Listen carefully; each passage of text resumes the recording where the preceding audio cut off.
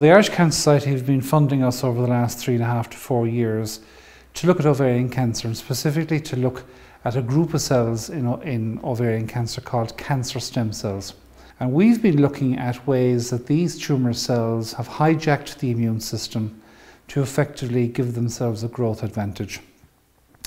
And they have hijacked a very efficient part of the immune system which guides an inflammatory response.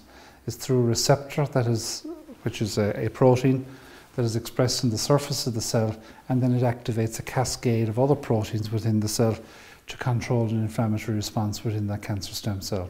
This has not been discovered before. We were one of the first groups to actually discover this. And what we found is that these two proteins, TLR4, toll-like receptor 4, which is the receptor, and MID88, which is the signaling molecule for the toll-like receptor in the cell, these are prognostic markers in terms of ovarian cancer. They will define whether a woman is going to respond to chemotherapy or not, and they ultimately will define what type of outcome the woman is going to have.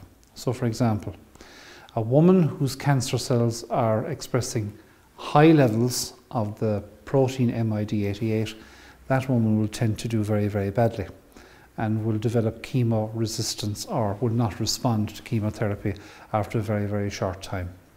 So now we have a predictive test based on the work funded by the Irish Cancer Society, which can segregate women into potential responders and non-responders, or women who will develop chemo-resistance or will be chemosensitive.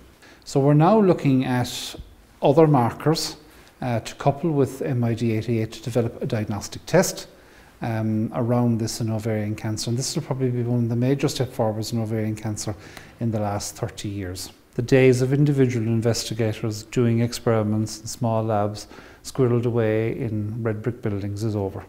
This is all about integration, joined up thinking, using modern technology, setting high agenda questions and asking why.